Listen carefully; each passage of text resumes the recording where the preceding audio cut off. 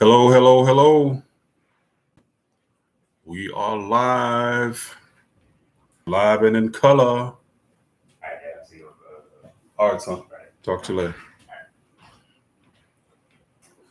So what's going on, everybody? We'll just hang on here just a little bit.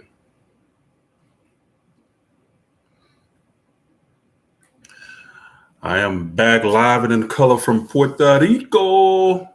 What a trip. Man, that was a trip. What's up, David Rich? How you doing? So yeah, that was a lot of fun, man. A lot of fun. That was a trip of a lifetime. For real, for real. So if y'all ever get a chance to go, you gotta go. Judy Smith Randall, what's going on? How you doing? Yes, Judy, I enjoyed that trip thoroughly. It was like amazing. I mean, that's a trip I'm gonna remember for a lifetime. So it was crazy. PN Dub, how's it going? How's it going? So yeah, that'll be a trip of a lifetime there. I had went on a tour, and one of the tour guides was telling me that after the hurricane, you know how Puerto Rico's economy was just basically depressed because they depend a lot on tourism. And he said that after the hurricane, they started noticing that African Americans were coming over to Puerto Rico, and they were saying like they had never seen them in these numbers before, just as many as were coming. And he said that basically the African Americans like lifted the whole Puerto Rican economy just from coming after the hurricane and spending money and stuff. And it was pretty amazing that I was able to even, when I was there was so many African Americans there. It wasn't even funny. I mean, it was just like, wow, it was pretty amazing. So, but they said they had never seen those numbers before the hurricane. And now, man, it's crazy. So it was really cool. It was really cool. So, yeah. So, yep. Let's see. Ashta Mbako. Hello, Anderson. Anderson Preside. I think I'm saying that name right. But yeah, that was cool. That was cool. Dark Goddess is in the house moderating. Hello, Dark Goddess. How are you doing? Glad to have you here. Yes. Zen, Eugene Dorsey, what's going on? Oh, Eugene, yeah, I had a few pina coladas, brother. Yeah, I had some pina coladas, some sangria. Man, I was drinking on the beach, met some new friends, met a senorita. Well, she wasn't a senorita, she was from the United States, but hey, she was a cool lady. So her and her family were there. So 5 single ladies, and they let me hang out with them. So that was really cool. I really appreciated that. It made the trip even more fun and that much sweeter, man. So that was really cool. Dulce Maria, what's going on? Hello. Angel Day Saint, what's up? Martha, how are you doing? CLT Shakur, what's up? So hello. So yeah, Judy Smith Randall, you got to go. I'm telling you, I put a lot of pictures on my Facebook page. So I was giving like a daily update, man. And just taking as many pictures as I could because it was something I wanted to remember. So I was just sharing them, sharing the pictures. And it was like amazing, man.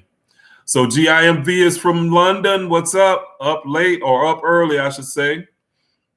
Yes, Dulcie Maria. It was amazing. So, man, I have got to go back. I'm going to go back like real soon. Did you eat any pernil? I don't know if I did. I tried some good Puerto Rican food though. So I was trying everything I could. So that was Puerto Rican. Somebody came up to me and asked, man, have you found any American food? It's hard to find around here. I'm thinking to myself, why the hell you want to eat American food and you come into like a different country? Well, it's not really different. Puerto Rico is actually a commonwealth of the United States. So technically their food would be American food, but I get what he was saying. But yeah, so that was cool. That was cool. So, see, no single ladies for you. Hey, not unless you was in Puerto Rico, brother. Not unless you was in Puerto Rico. Let's see. You ain't been to the Facebook group. What you holding out, Judy Smith? What's going on? Why you ain't been to the Facebook group? But no, I've had them on my personal Facebook page, so I didn't put them in the Facebook group. What's up, Vo Vibes is in the house. There's my daughter. She's here. Rob the Creator is in the house. All right, man. We got almost a full house today with the moderators. Yep. So do it. Glad to have y'all here. So for real. Jermaine Brown, hello. Black Star Beauty Purple Print is in the house. Where you been, child? Where you been? Hadn't seen you in a while. Good to have you here. Let's see. Yeah, I guess so. This is Deb was. I guess that dude did just want to find some McDonald's or something. I actually met him in Burger King because I was getting ready to go to the rainforest hike. So I had scheduled a rainforest hike. Well, their breakfast places, none of them open before 7:00. So I wanted to try something Puerto Rican for breakfast. But my trip or my trip would leave at 7:25. I wouldn't have had time to try to order something and then get it and then eat and then get it on the trip. So I had to go to the closest thing, and there was a Burger King down the street. I just walked down there and got a Burger King breakfast, and that's where I met him. They was like looking for American food. I'm like, man, go try something. Go try some Puerto Rican food. That stuff is good. Had some ceviche there. I love ceviche, man. That stuff was so good. Oh man. And then I had another dinner called my main course meal was called El Guabarito. Man, that was good. Ooh, all of it was. It was on and popping. Let me tell you. Judy Smith Randall, that hike was amazing. I mean, we went into this rainforest that they had, and it was literally like a natural water park.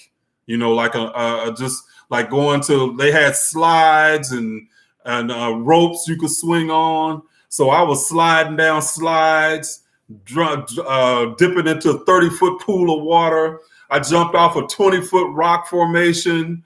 Man, it was wild. It was wild. And we had to climb up all these rocks and stuff. And man, luckily I had some good hiking shoes because I had to wade across the stream and it had waist high water. So it was like being out of the woods for real. Boy, that was so much fun. It was. But you got to be in a little bit of shape. Luckily, I do a lot of walking, so I was in pretty good shape, but I was still huffing and puffing. We had to climb up this one place. We had to climb up this rope where they had this little rock opening. And I'm not the smallest guy in the world, so I'm climbing up this rope and I'm like, okay, I hope I can fit through there. And but I was able to fit through there. But man, I mean, my back muscles and stuff were feeling like I had been lifting weights. I mean, the next day. So just climbing on those rocks and trying to get up everything, man. But it was fun. It was fun. So greetings from Florida, Vincent Payne. Hello.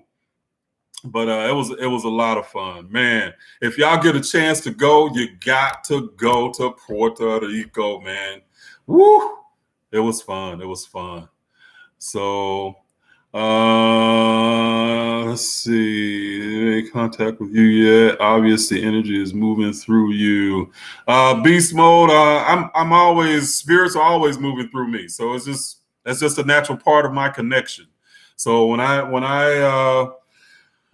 I share my information, a lot of times it's just information coming through me. It's not even me, a lot of times. So it's just stuff that I get. So that's it's so natural for me now. I don't even it's not even a separation for me anymore. Like I'm saying spirit is doing this and I'm doing that. It's just part of what I do. So always, spirit is always in contact with me and with everybody, So when Voche, you saying the same? So same for you. It's not. Yeah, I don't even, because it really in our African traditions there was no separation like we do of spirit and flesh. A spirit and matter. There was no separation. It was just it was just different phases, I guess you could look at it. So man, beast mode, $333. Boy, beast mode, you're gonna get me up here like stripping and booty shaking if you watch. Woo wee, good grief. That was the biggest gift I've ever had. So beast mode was on the beast mode. So hey, I appreciate that, beast mode. I definitely appreciate that. Man, that's like woohoo. Dang. Never had one that big, beast mode. Thank you. That's very cool. Very cool. Wow. And people have always are so generous. I definitely appreciate that. Let's see. And let's have a truth about and how it feels like I'm being haunted by seeing crosses everywhere and not controlling my mind. Yeah, Romel, you're accessing this knowledge from fear. So you gotta understand this is not something to be fearful of. And a lot of that is due to the guilt and fear of believing that you like stepped away from Christianity. And because you have that guilt and fear, you process it a certain way, you know, and your senses of are heightened about crosses and stuff simply because you're focused by that fear and that guilt. But you'll be okay, man. Just you got to study it. You got to study more and keep studying more. I always hear Christians talking about belief. You know, belief ain't nothing but an opinion. That's all it is. All you've done is accepted somebody else's idea of spirituality. That's what you've done with belief. So you have to go and you got to get some facts, one. And then you got to get in tune with your own natural spiritual self. Okay. So as long as you operate from belief and opinions, you're going to live in fear. I'll guarantee you, because you're not getting information. You're not getting information on your own. You got to do that. And only through study and only through you connecting to your inner guidance will you alleviate that fear. So that the help that you need is not from outside you. It's not going to get there. I can lead you in a way, but ultimately you got to be the one to drink, you know, from that fountain of spiritual truth. So that's really what it comes down to. Okay. Let's see. When will we black people be on top again? It ain't about a race being on top. It's about us. Everybody really collectively understanding that we work together, that we're all one.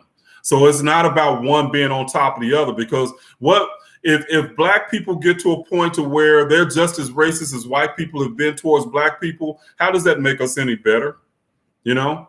And so, you know, that doesn't mean that you don't recognize what racism has done, because we got to do that as black people. We have to recognize how racism has affected us in a negative way. And we have to look at it and analyze it, you know, and we have to be honest about it, you know. But the deal is it's not about trying to flip the script and just do the same thing that white people did to us.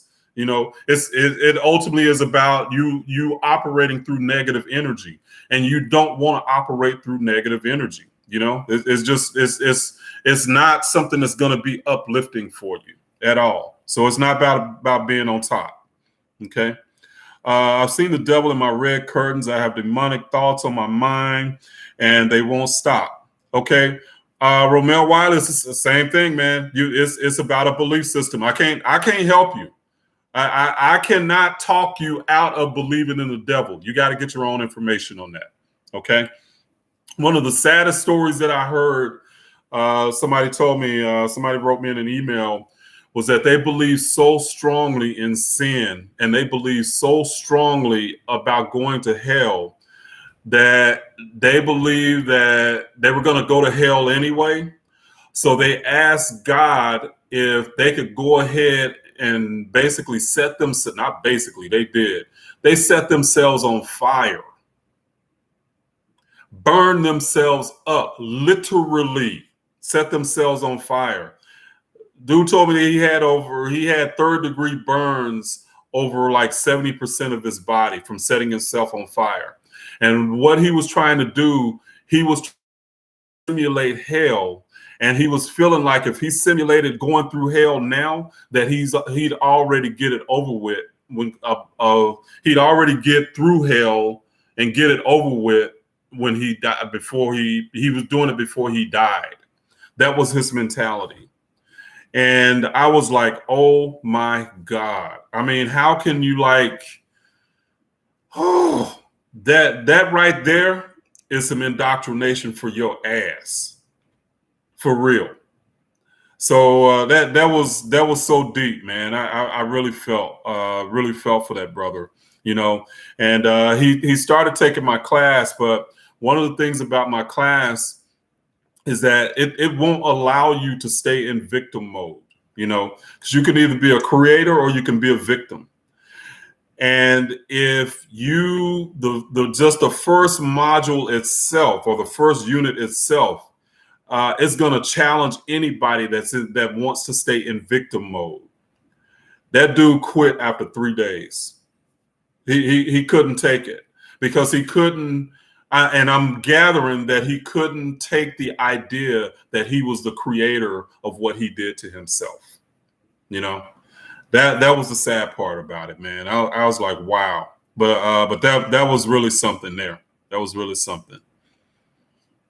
So yeah. But anyway, I guess I'm already into this. I'm Reginald Kuakaru, and I got all of my moderators here. Vibes. Got the Dark Goddess and Ra the Creator all here tonight. So y'all be cool with them, and y'all usually are. We always have good people. We have high vibes here all the time. That's what it's about. Having a little fun. Because spirituality really should be fun. It really should be something fascinating. And I know from a Christian perspective, we think that the way that they taught us about spirituality was total bullcrap. It's what they taught us about that was spirituality was not. It was indoctrination, and it was about limitation, and it was about boxing you into a certain belief so they could control you and guide you a certain way. Spirituality is about expanding, and it is really, when you really think about it from a Kemetic perspective, spirituality is about expanding more and more into your God self. It's about becoming more and more of who you are, because you're really a seed of the Creator that has the ability to expand. We're all gods and goddesses in training. Okay, that doesn't mean that we can do everything that God does, because when you're in training, it's kind of, you think of it like a baby. Does a baby come out of the womb walking? No. A baby comes out of the womb and has to learn. It has to and gain knowledge from its surroundings and its environment. We're the same. So as gods and goddesses in training, that doesn't mean that we're able to do everything that God can, but eventually at some point through our evolution, we'll be able to do great things. Okay. But this is where it starts. And a lot of times it starts through the pain that we have. The pain is a lot of times is our catalyst for evolving, because otherwise, if you're comfortable, what do? You stay right where you are. Okay. But when you get your butt kicked, by life, because if you think about it, life, most of the times we get the lesson, or we get the test, then we get the lesson. So you get your butt kicked first, then you get the lesson. Okay. So that's how life works a lot of times. So we got to do that. But we are creators.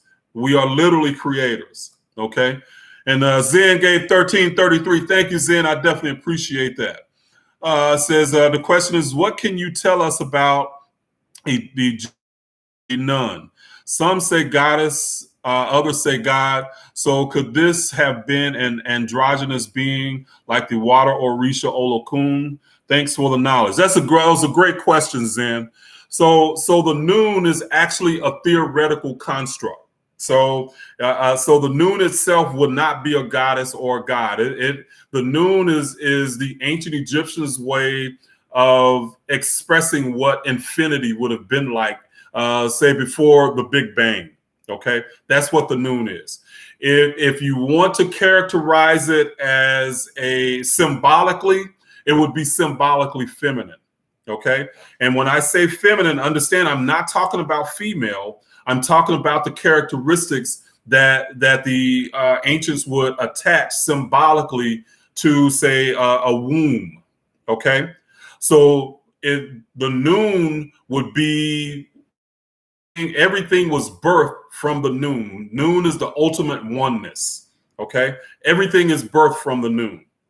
So in that sense, the noon inside a woman's womb, okay, would be darkness, and inside in infinity, there's darkness. Of course, there's a potential for light, but it's still not light yet. It would be watery, okay, and I'm talking again symbolically, not literally, okay. But when you're talking about the feminine expression of the Creator, that's what we be talking about. That's what the noon represents. But it is a theoretical idea, okay? It's not a god or goddess in that sense. It's just a theoretical construct of what infinity would have been like, okay? So inside infinity, there were eight states or eight beings that they call the God, man, I just drew a blank of what that's called. The Ogdoad. Thank you. The Ogdoad. Yeah. But but the Ogdoad was eight masculine and feminine netters, and netters are just aspects of nature that were within the noon, and those were used to explain the noon. Out of the noon came Atum, which was an androgynous aspect, but again, it was theoretical. And Atum was the first impetus of anything to create or to be created. It is the fire of or desire to create. Okay. Anything that is ever created anywhere in the universe, fire is the first element. And fire equals desire. So when you desire something to exist, you are literally setting in motion and planting a seed for something to manifest. Okay. So that's what we're talking about, the noon. So I hope I explained that. Okay. So the noon is a theoretical construct of what infinity was like before the Big Bang. Okay. It is a feminine, it would be represented as a feminine aspect, not female, not a woman, but symbolically meaning a womb that something can be birthed from. Okay. So that's how you have to understand that. All right. Let's see. Yeah, okay. Let's see. Mike L.A. Whaley, thank you for that $9.99 gift. Man, I'm getting some good numbers up here. 1333, 333, $9.99. Woo! Yeah, thank you. Recent student of your teachings, and I'm so grateful I found what makes sense in life. Thank you, Mike. I really appreciate that. And you know, when it really comes down to it, a lot of this stuff is really common sense. But when we are so indoctrinated with so many conflicting ideas, it gets difficult for us to navigate life and navigate it from a spiritual perspective. And again, I don't want to make people think that spirituality is like a religion, because so many people, all they do, they take the exact same things that they were dealing with in religion, and they try to bring it over to Kemetic spirituality. The same hateful bullshit that they did in Christianity, all the same closed-minded, negative stuff that they do and look at other people and judgmental about people, they bring the same shit over from Christianity to Kemetic spirituality. Like, no, if you're doing that, you're not learning, you're not understanding Kemetic spirituality. Because it's not about separating people. It's not about judging people. That's not it at all. It's about understanding that everything, we are all one, you know? So it's crazy that so many people just don't get it. They do not get it, and they don't get it because all they're doing is reading some text, memorizing a few lines, but it's nothing that's a part of their life. Nothing that they apply and practice at all. Okay. And they just run around talking all this nonsense, just regurgitating complete bullshit. Plain and simple. Let's see. All right. Let's see. Let's see. Okay, Alpha Film was recommending some books. Cool. All right. Let's see, deleted. Okay, I guess we got somebody that's in here that had to delete them. Cool. So, are we talking energetically feminine? If so, is it possible the physical manifestation would be a woman? No. So that's the thing, Aster. It's not. Energy is neutral. All energy is neutral. When we're talking in terms of symbolism, we are symbolically making the idea analogous to something that we understand so we can understand the metaphysical aspect of it. So energy is neutral. All energy is neutral. But how we filter it through ourselves and through our being is another different thing. But we're not talking about the gods and goddesses. The ancient Africans were not talking about beings. They were personifying nature and natural concepts, and they were personifying these ideas in a way that makes them understandable to us, okay, to the human mind.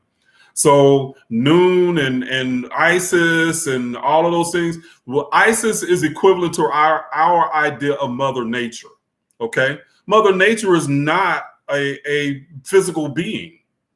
It's an idea. It's a concept. Okay. And that's the same thing that our ancient African ancestors did. They just use natural symbols to help us intuitively understand how the metaphysical worked. That's what they did. Okay.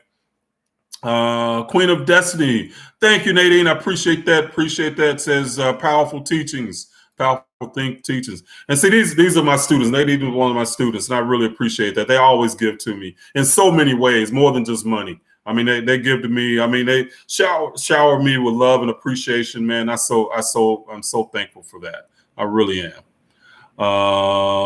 Let's see. It went. Dang it! I hate it when that happens. Let's see. And Mike says it took me years to start to questioning religion that I was brought up in. Yep, same here. Well, no, I guess I started questioning when I was very young, so a lot of it just didn't make sense to me. It didn't make sense. Yep, exactly. He said I found comfort in the Kemetic law to break free from those ideas. Yeah, and it will, once you start to step outside, and that's the thing, and this is one of the things I was talking to my son about today. We talk about how we relate to people a lot of times with these ideas.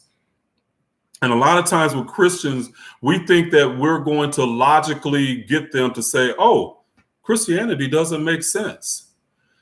But you have to understand that anytime you are indoctrinated, there is an element of just illogical, subconscious programming that has nothing to do with logic at all. You can give a Christian that is indoctrinated all kinds of facts that make sense all day, every day, and they will still reject them. And they'll reject them because they've been indoctrinated to say that if you question the Bible, if you question God, your faith is in peril. And if your faith is in peril, then you could possibly go to hell. You know, none of that stuff is logical. Hell ain't even logical if you really think about it. I mean, what in hell burns? You're gonna burn forever. You don't have a body anymore. What's going to burn? But people never, ever think of that. Never, ever. I mean, how logical is it that Adam and Eve can have 3 sons and supposedly populated the whole earth? It's that kind of stuff is not logical. Once you start to thinking about it like that, then you go like, oh, but it opens a crack that just can't be closed at that point. But man, it just, that stuff it doesn't make sense at all. Thank you, Mike. Mike L.A. Wiley again says, forever grateful at being aligned to this timeline. Thank you, brother. Definitely appreciate it. And Billy Sanford II says, thank you, brother. I definitely appreciate that, Billy. Billy gave $10 as well. Definitely appreciate it. Man, you guys are really generous tonight. Thank you so much. Thank you so much.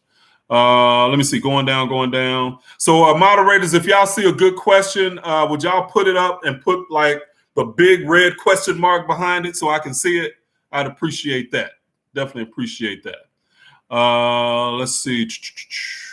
Let's see. Does it mean? Oh, it jumped again. Dang it! I hate it when that happens.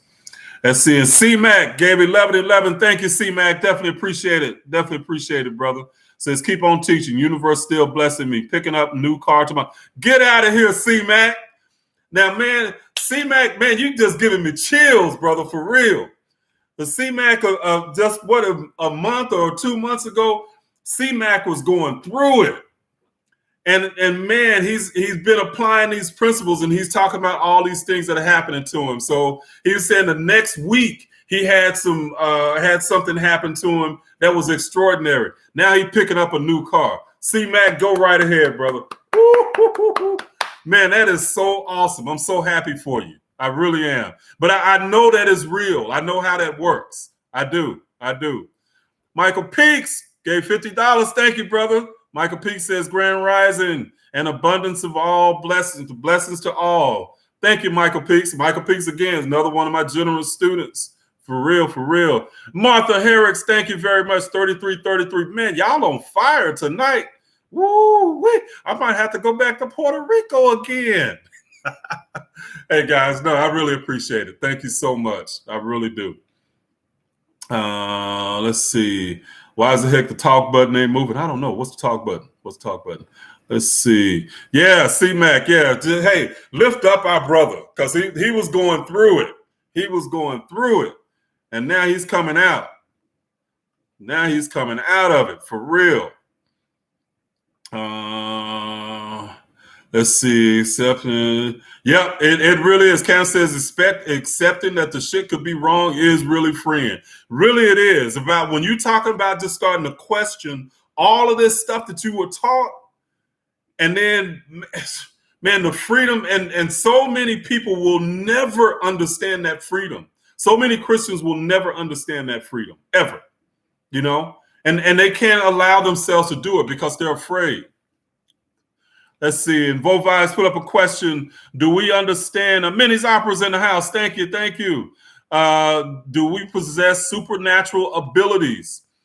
Absolutely, positively. But when we think of supernatural, and I define supernatural as something that is outside of our physical experience, but it is part of our natural spiritual experience. Okay? There are things that happen that are supernatural, that are so natural to us that we don't even them as supernatural. Okay? Our intuition is something that is literally an aspect of our soul that is communicating with us. It is beyond our physical body. And when we get that knowing, that feeling, it's bypassing our physical brain and is registering through us as a feeling, emotion, or vibration. Okay? That kind of stuff is supernatural. If you've had, you recognize synchronicities, you've had deja vu, all those things are supernatural. Those are literally, how can I say it's your soul that is actually expressing itself through you. Your soul doesn't go away when you're living. Your soul is not like depressed. The only thing that is depressed is your recognition of these abilities. But as long as you're physical and you start to tap into those ideas or tap into these abilities, you can use them. Okay, all the time. So for real, Romel Wiley gave $5. Thank you so much, Romel. I definitely appreciate it. Guys. Let's see. The Dark Goddess says, congratulations, C-Mac. Definitely. Let's see. And Yeah, Alabama is all good here in Wales. Okay, somebody's in Wales. All right, my opinion's in Wales. Okay. Uh, let's see. And Michael P says, I live in heaven every day, all day. I feel you. I feel you, Michael P. It's a state of mind. It's a state of mind. It ain't a place you go to when you die. And that's one of the first control mechanisms, heaven and hell. Which one are you going to go to after you die? You created that already on earth. So you can choose which one. All right, all right, all right. Let's see, Sandra, can we enter into someone's dreams like dream walking? Yes. So you can your energy, absolutely. People can feel your energy. So people that feel people that you know in your dreams, you might not even be able to see them, but you know who it is based on their vibration. That's really what you're connecting to at those moments in your dreams. But it's something that's so subtle, we don't consciously all the time register it, but we know it through our own intuitive being. Okay. But in our dreams, absolutely, you can. But the thing is you the people in your dreams, and not every and I don't want to like characterize all dreams as they're the same thing, because there's different levels that you can reach and different areas of dreaming and different states of mind that you can dream. It's really complex, but the usually the things that we remember are ideas that we can only translate back into our physical experience in some kind of way. So that means that we're literally translating the dream back into our physical experience. And there might be things that happen in our dreams that don't equate to anything we know physical. Those are the hardest things for us to grasp as symbols in our dreams. But people usually are symbolic of us in some kind of way. Okay. So yeah. So Dulce Maria gave $49.99. Thank you, Dulce Maria. I really appreciate that. Again, one of my generous students, man. Man, y'all are on fire. Thank you so much. It's been refreshing to learn something new, then applying in my life. Absolutely. And it empowers you, Dulce Maria. That's the thing that's so cool about it, is that it empowers you. Tanika Moore, all right, says grateful for the knowledge and I love the class. Thank you, Tamika. Again, another one of the students giving to me. Thank you so much. Man, you guys are like just like on fire. Wow, thank you so much. And I'm glad you're getting something good out of it, Tanika. So it's stuff that I know from my own experience that is very, very powerful and very powerful, you know? So definitely. Let's see. Oh, it jumped up again. Is it due to influence or control our reincarnation, or is it completely random? That's an excellent question, MF Ross. MF Ross Taharka says, is there anything we can do to influence and control our reincarnation, or is it completely random? Yes, there is something you can do to control it. And this is the thing. This is part of the understanding the Osiris as the soul that is within our human experience. It's the aspect of the soul. The ancient Egyptians would call it the intermediate soul. Okay, so we have our animal Ka, or aspect of us that is our physical body. Then we have our intermediate Ka, and then our higher Ka. Osiris is the intermediate Ka. Okay. But what Osiris does is it is the cycle that is also talking about a cycle. The cycles that we can control is when we're living our life, how do we handle our strong emotional experiences? Okay. And this is one of the things that the ancients that Christianity was trying to teach people, not to get too caught up into strong emotional experiences, because the strong experiences can end up tying you back to earth and the reincarnational experience. Once you reach a level of balance, and talking about living ma'at, okay, then those strong emotional experiences no longer tie you to the earth plane anymore, and you can free yourself to go to other planes spiritually. Okay, but you have to reconcile your human experiences.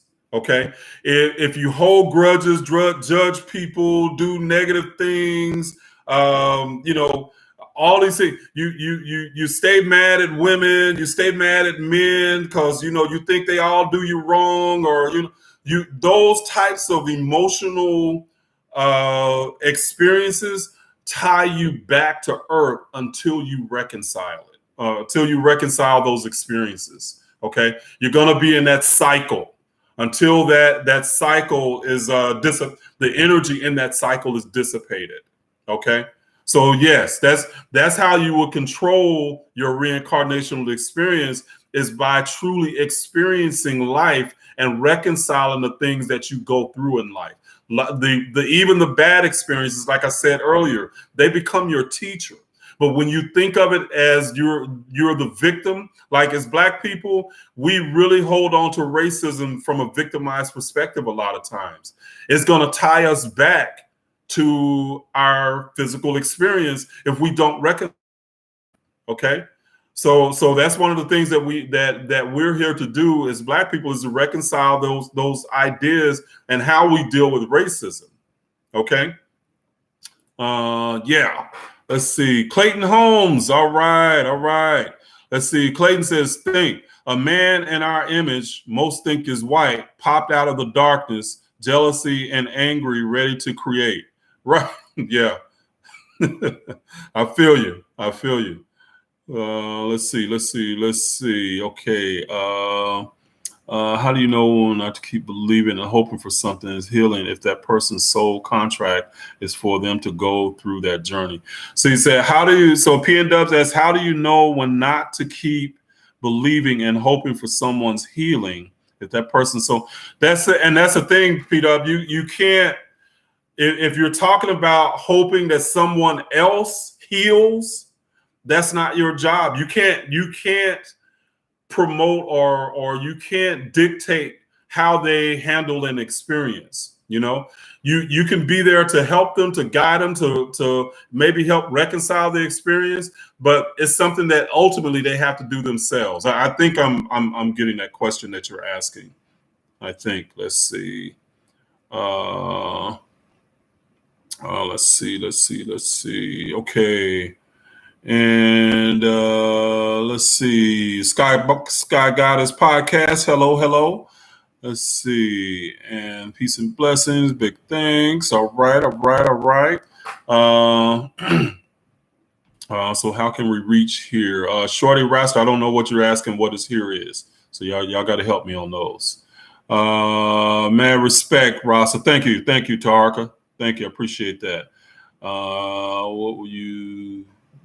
For another visit. Let's see. Zen. Okay. Zen gave another 11. Thank you very much. Do deities sometimes manifest through us unknowingly? My stage name is Friday Afternoon, and I'm just now discovering noon was a significant energy in ancient Egypt. Yeah, and I was explaining that earlier, Zen. But deities, we are the manifestation of deities, Zen. So we are the manifestation of the one all-encompassing creator. Okay. So the way the ancient Africans taught that is, and they use symbolically the idea of the tree of life. Okay. And the tree being that is actually, the roots are in heaven. Okay. So the tree is coming down, but the roots are in heaven. But that tree has many different branches, okay? And from all those branches are different ways that life can emanate from the one, okay? So we are that one in physical form, or we are an aspect of that one in physical form, okay? The same magnitude, but we are the one. If you think of I don't know if you guys have ever seen like a hologram and a physical hologram, but if you break off a piece of the hologram, the whole hologram is still going to be represented in that piece. You can still find the whole hologram in that piece. That's the way you would look at us, in a way, as in relation to the creator. We are that hologram or that piece in human form.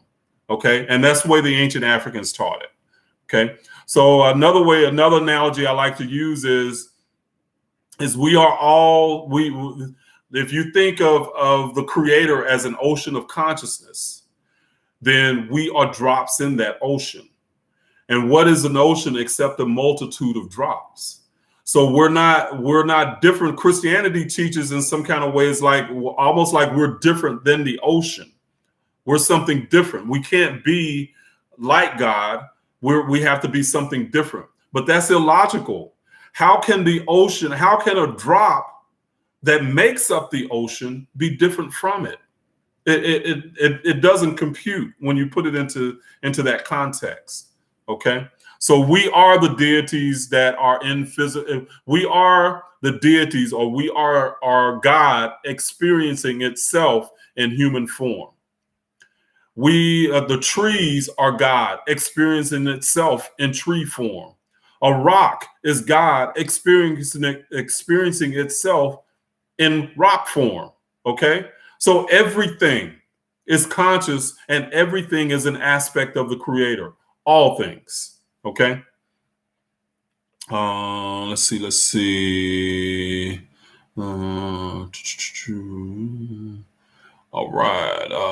Let's see. Okay. All right. Just looking.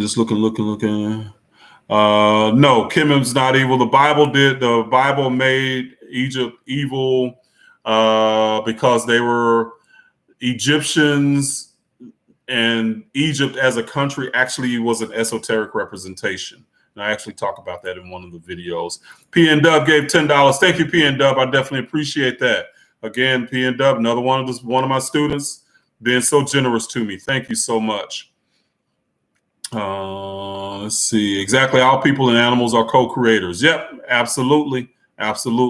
So we are all from that one source, everything.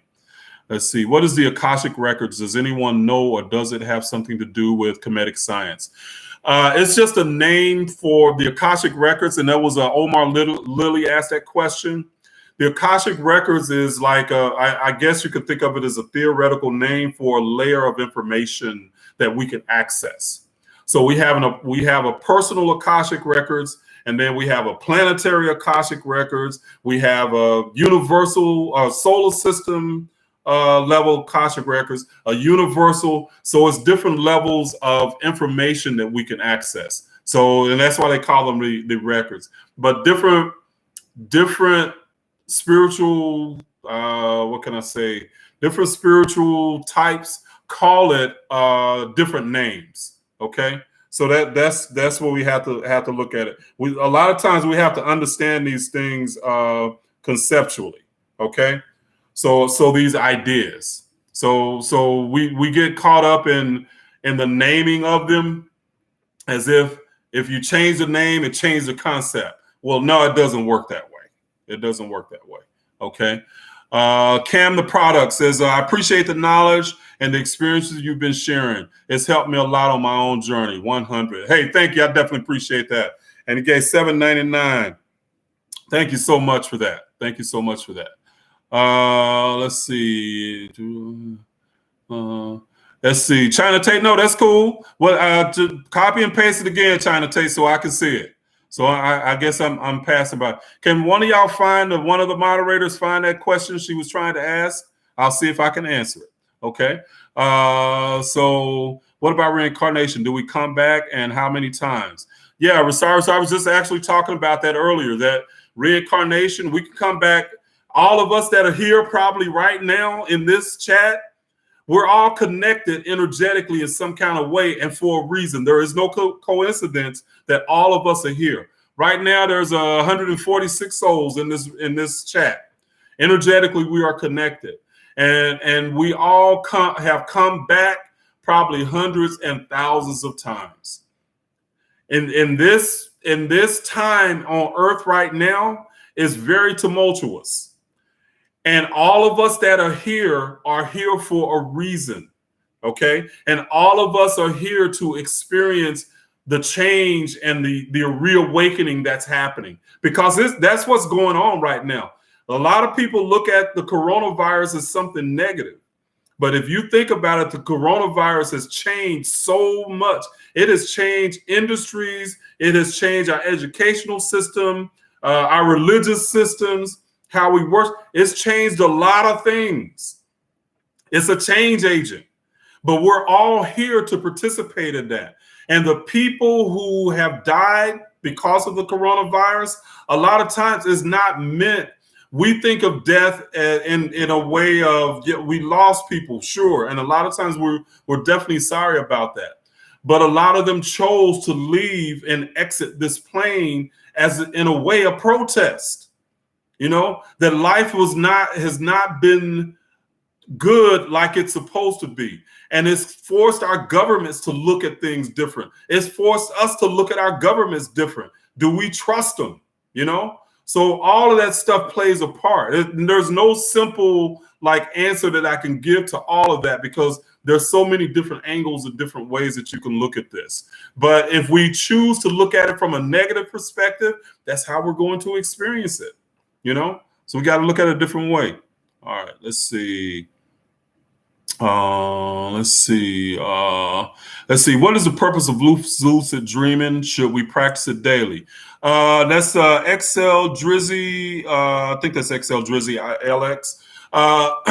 But lucid dreaming is the idea that you become aware inside your dream. So while you're dreaming, and understand that if you are able to become lucid in your dreams, you are one of the most powerful creators around. And this is why. Dreams is the mechanism for which we actually choose what we're going to realize and experience in real life. Or I say real life, in our waking life. I'll put it that way, because everything is real. But when you're able to lucidly wake up and become aware in your dreams, and you're able to manipulate the scenes and situations, you're also able to manipulate the scenes and situations in your life. That's how powerful lucid dreaming can be. So if you can learn to do that and practice it daily, yes, do it. Because it is a powerful practice. Absolutely, positively. So great question. Great question. Let's see. Okay, let's keep this going. China, I'm still waiting on that question. I don't see it. Okay, I think I got it. Can you speak on the ancestors? Are we our ancestors? Was slavery real? Okay, good questions. So, are we our ancestors? Yes, we are our ancestors. Was slavery real? Yes, slavery is real. And understand when and I know the way that you're asking that question is the ancients have talked about our reality being an illusion. Okay. And you hear that in different spiritual systems. In some kind of way, they talk about our reality being illusion. That doesn't mean that, and today we call it the matrix. That's another way that we characterize this idea today. We just call it the matrix. But it's not that they're saying that that it's not real, because whatever we experience is the most real phenomenon in the universe. Whatever we experience, what you feel is real, period. Okay. The idea of the illusion is that we have no power over our waking experience. Okay? Because the idea is that the illusion is that we're powerless. That's the illusion. When in reality, we're not. We're creators, and we have the ability to create. Okay? So that's what's real.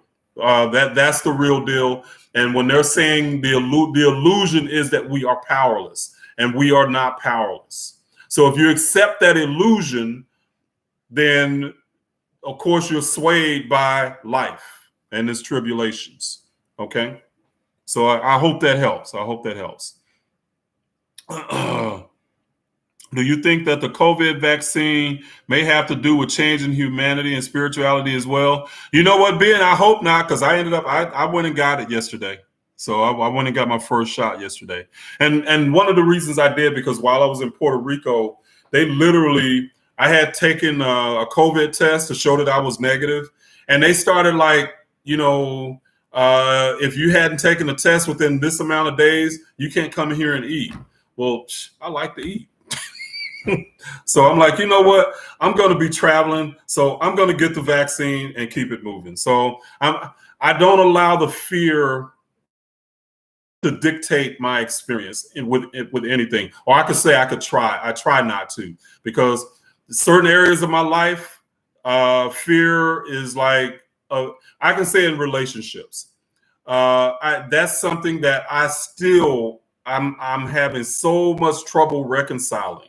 And I can get in certain situations and the fear will lead, because I don't want to be hurt, but it's something that I'm aware of and I'm trying to work on. But in that area, that is one of my weaknesses. So if you ever come to me for relationship advice, I'm the wrong person. Don't do it. I'll tell you some wrong shit, blow your whole relationship up. But anyway, but other stuff I'm pretty good at. That other areas of my life I'm pretty experienced at. But anyway, fear, I do my best not to allow fear to lead me, okay, or to dictate to me how I live my life on the best way I can. But relationships, I got to work on it. I'm still working on it. Okay. Let's see. Ooh. Went up again, man. Dang it. I hate it when that happens. Okay. Life, let's see. Voche says, life is a lucid dream. Analyze the symbolism in your everyday life. That's a good way to put that, Voche. Absolutely. Life is a lucid dream. And you can analyze the people and situations symbolically, and it can be a very, very powerful tool for you. So that's a great way to put that. I like that. Let's see. Do you feel that the pandemic is a collective shadow for humanity? Not necessarily, Eugene. So I don't necessarily look at it as negative. Again, I see it that it's made change because of the pandemic. I'm now in a position to where I can teach what I teach, and I do it full time. If it hadn't been for the pandemic, I might still be teaching. Because I might not have taken that risk. So I don't look at it as just something automatically negative. All right. Let's see. Do we have to set up an altar? Rico Sama, no, you don't have to do anything. You make spirituality work the best way for you. And that's what a lot of people don't grasp a lot of times, is that they think that they have to meditate like everybody else. They have to do it this certain way and do that. Some things don't work for you. And if they don't work for you, don't do them. Do something else. Find what works for you. Your journey should be, it should be on a path of least resistance. Okay. There's gonna come resistance, but the resistance is to make you say, I need to go this direction. Because sometimes we don't know what we want. We can't define what we want until we get the crap kicked out of us and know that we don't want what just happened. Okay. So sometimes that resistance helps us to define things better, but you want to take the path of least resistance. So people ask like, well, should I study this? Should I study this? No, there is no should. Study what is fun for you when it comes to the spiritual stuff. You like, okay, well, I need to read this book here. Oh, I really don't want to read it. Hell, don't read it. Find something else that's fun. And I'm telling you, when you study what's fun, you learn more and you'll learn it quicker. It'll stick with you, rather than the drudgery of just like, okay, well, I'm supposed to read this book because they said it was a good one. No, it might not be for you. It might not be interesting. So no, you don't have to build an altar. You don't have to do that. So I don't have an altar. Okay. I just not something I've ever gotten into. I don't knock it. It's a lot of people swear by it, and I've seen some really cool ones, some beautiful ones. But That's something that I get into, so you don't have to do that. Let's see. I had a powerful electrical sensation over my body. Then a black portal appeared in the center of my head with a spinning white light. What was this in your opinion? I have no idea. So Jim on that, and Jim Lawrence asked that. And a lot of times, Jim, what you have to do is you have to ask that question to your higher self. And what will happen is that you'll get intuitive answers. Okay. So in my opinion, I mean, you could have been opening up a or to another dimension, anything. And the thing is it's something that you can see and something that you experience, but nobody else can. Don't let somebody else tell you that was not real for you. So there are times that there's things that we might have a gift and ability to see and experience metaphysically that other people don't. And a lot of times what we'll do is we'll dismiss it. Hey, man, have you ever felt this? No, dude, I ain't never felt nothing like that, man. Are you crazy? Oh, okay, well, I guess it wasn't real. Please, first of all, quit trying to get somebody to validate your own shit, to validate your stuff. So you have to learn and become comfortable with validating your own experience when you have experiences like that, Jim. Let's see. Our Ren 11B Airborne says, along with lucid dreaming, also out of body experiences and remote viewing, all complement each other and will help you see the real truth of reality. Yeah, I agree with that.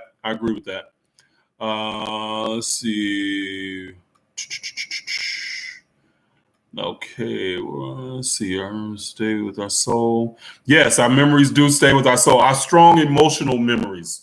So our emotional, vibrational. So when we have strong emotional experiences with people, that's how we can connect with people through lifetimes, is that we can recognize them. There's some people that we might have an affinity with that we might just meet them, but man, somehow they feel familiar. And a lot of times that's because they've been with us through lifetimes. There's people we might dislike immediately after meeting them because we might have had some experience with them through other lifetimes. They didn't feel cool. Okay. So yeah. Let's see. Okay. Okay. Let's see. Adam Irvin says, is there a spiritual practice such as prayer, meditation that we can intentionally implement to strengthen our spiritual awareness and this intuition? Absolutely. So, and the first thing is to understand, and one of the things that meditation is supposed to do, Adam, is to actually remove all the what we call the monkey mind. You can think of and I like to use the analogy of like a whitewater river. So you can have a whitewater river that's like just rushing to and fro, just water just crashing all over the place. That's our mind most days. That we got so many thoughts and stuff running through our head, so many fears, so that we can't calm it down. But meditation is supposed to give you the ability to just calm everything down so that you can access that subtle spiritual experience. Okay, because it's like when that whitewater river is going crazy, just think of a spiritual experience as like a pebble, okay? You can throw that pebble in that whitewater river, it disappears. You don't see it. But when it's a calm, still, just say if it was a calm, still lake, you can throw that same pebble in the lake and you can see the ripples that fan out from it. So that's one of the ways that you can practice, one of the reasons you can practice meditation. But a lot of people think that you have to do meditation one way or like quiet your mind. And for me, that's something that's hard to do. But I use meditation more in terms of visualization. And prayer in itself, we never stop praying, so that in itself is a huge, huge deal. So we never stop praying. We're always praying because we're vibrational beings, and prayer is about vibration. Okay. Let's see. I see the truth says I got the jab also. Yeah. Hey, get it. My arm is still sore today, but I'm like, because I'm going to go to some, when I'm traveling again, I'm going to go to every restaurant I can. That's why I got to keep working out or else keep walking. Matter of fact, it's time for me. Oh, it's 8:07. I got to go out and get and walk before it gets dark. Well, I won't finish before it gets dark. That makes me walk quicker. But anyway, no, I'm tripping. It doesn't make me walk quicker. But anyway.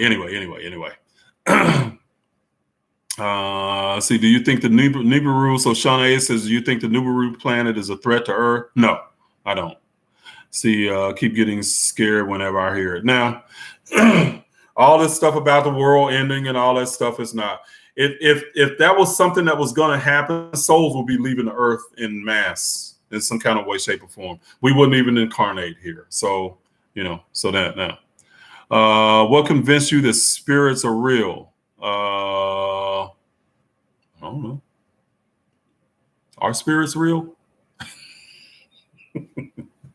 I'll just say it's a possibility. So, I don't trip about it. I think I've been able to read people's thoughts, and when I ask them, they deny it. Yeah, a lot of people being and becoming. I can believe that. We actually naturally can read each other's thoughts telepathically.